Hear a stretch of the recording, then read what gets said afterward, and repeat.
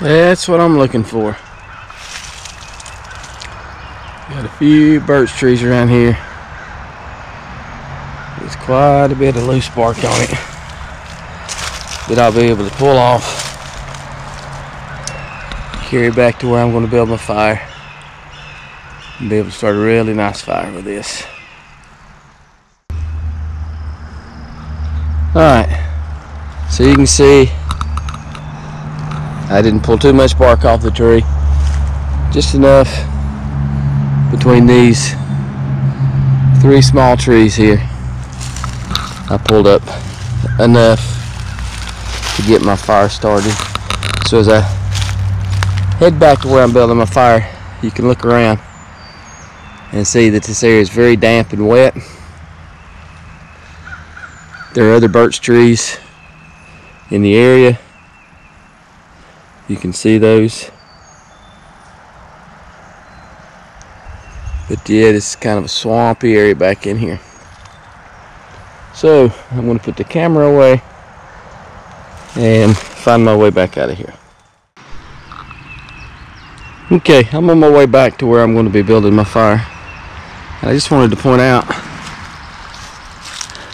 as I was coming back, I happened to look up, and you can see there's this dead branch laying in the trees. And so I'm going to reach up and pull that out. Don't know how long it's been in there, but it has been raining here all morning. And so I'm going to pull this down. This is really good and dry. So when you're having to build a fire and you've had some rain, it's always good when you're going out to look for your firewood that you look up. I can see there's another piece right here. I can pull that out, and whoa, sorry about that. I'm sure that as I find my way back, I'll find some. Okay, so now I'm back to the house here where my fire pit is. And so I'm going to take what I found just out in the woods around the house here and go ahead and work to get this fire built. If I can find my stuff. Yeah. So get my birch bark. And I've got it right there.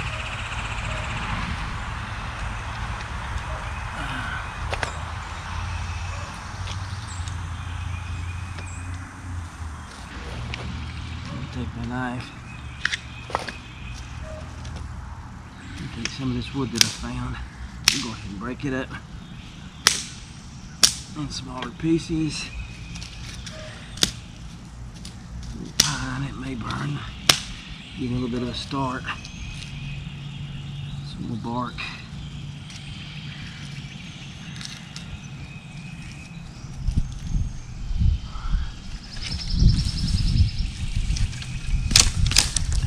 Well, this is the piece I found in the tree.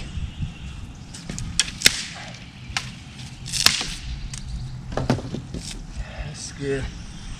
That's good stuff right there. Some of that bark that's coming off. And all this is a little bit larger than what you want to start, but the main point, and some of this is really good for getting started. The main thing you want to do is make sure you have some small stuff that you can get started once you get your flame. Because what you don't want to do is spend a lot of time getting flame and then running out of kindling. Especially after the kind of morning we've had, and a lot of the normal handy stuff is just laying around on the ground. Maybe a little bit wetter than normal. But I'm hoping that we'll be able to get started up. Like I say, there's usually, let me grab a couple more pieces.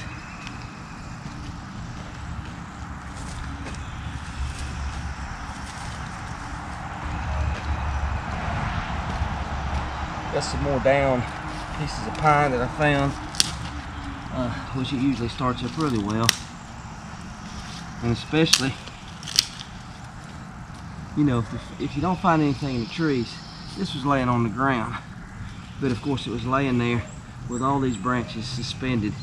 And so they didn't lay there on the ground and get soaked. So they should be pretty good pieces once my fire gets started, or once I get a flame, to go ahead and put on there. I think I've got enough stuff within reach that I can go ahead and get started.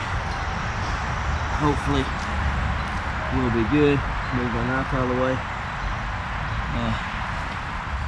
And what I'm using today is just a little ferris rod, a little sparker. Bought it online somewhere, some survival shop, I'm sure. We're just going to give this a shot here, see what happens.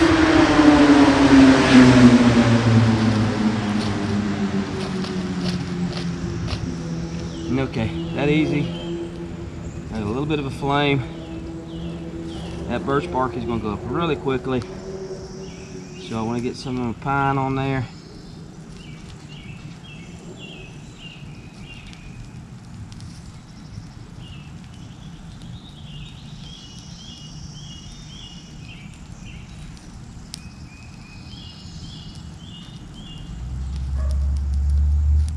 Kind of a little disorganized fire here, but that's okay.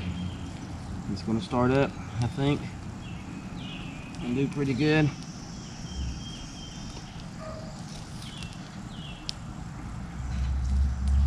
As I begin to add more wood, I'm going to kind of lay it down in the teepee fashion so that the flames can climb up it and begin to ignite those larger pieces of wood. So as you can see, getting the flame started was no problem at all. We're using this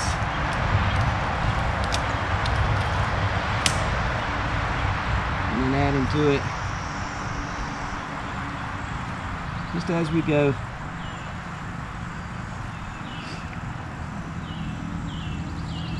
We get a nice little flame going.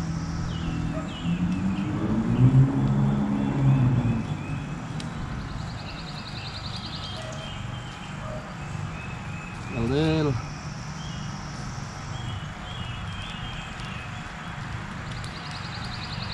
Yeah, we're starting to go now. I wanted to keep this going long enough just so you could see that, you know, the fire is going to stay lit. And again, this was after, you know, a morning full of rain. I just pulled the birch bark from the tree, which it stays, it'll stay dry. And the other wood I'm using is wood that I either found hanging in a tree or I found laying on the ground in such a manner where part of it at least was suspended. And I think one thing I didn't really talk about was finding a nice little dry spot, you know, to start the fire in the first place. But this fire here looks like it's going to go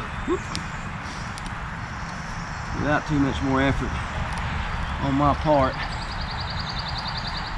other than just adding wood to it as we go. So again, we have ignition and we're starting to get some of this larger wood to get going now.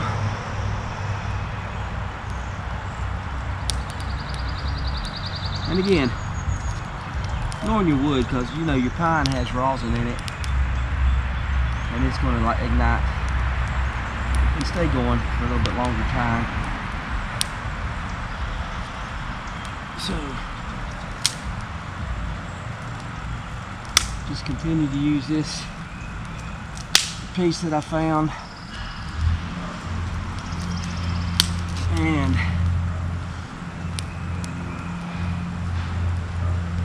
so while you're social distancing, it's not a bad idea to practice some of these skills that may come in handy when you find yourself involuntarily socially distanced and need to depend on yourself to some extent to get by. So hope this was helpful, and I'm going to go ahead and turn the camera off, and you can see the fire is still going.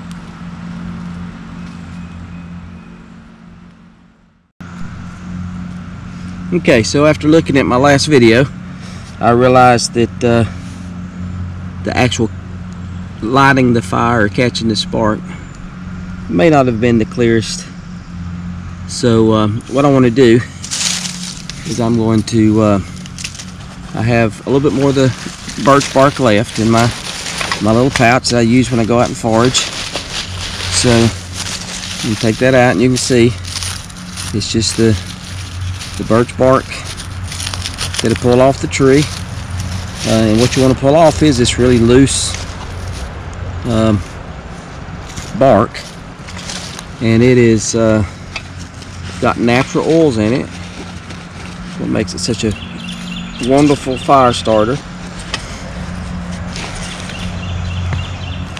And these are a couple of the dead branches that were on that tree that I just pulled off. Just broke apart, so they break by hand. But anyway,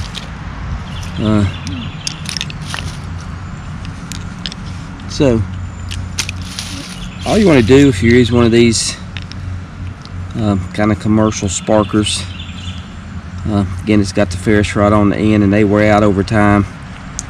And then the striker on the other end, which also has a emergency whistle on it. Anyway, and so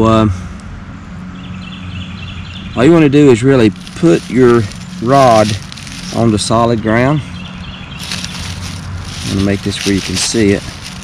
Put it on solid ground. I'm on a rock now right next to my fire pit in my backyard. And then all you're going to do is make some sparks. Run it down there, make some sparks.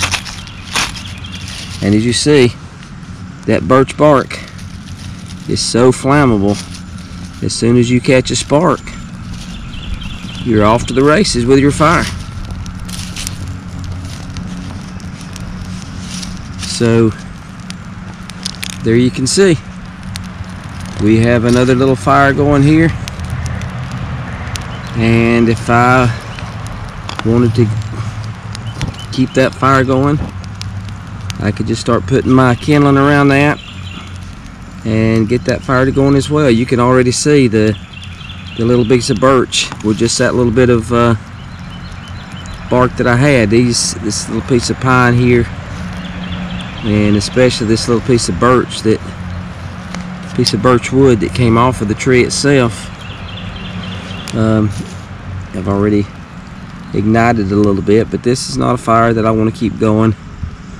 This was just to show you how easy it is to catch that spark. You know, this is a little $3 or $4 piece that I bought online somewhere, and you can see that's burning pretty good. So I hope you're able to see that a little bit better.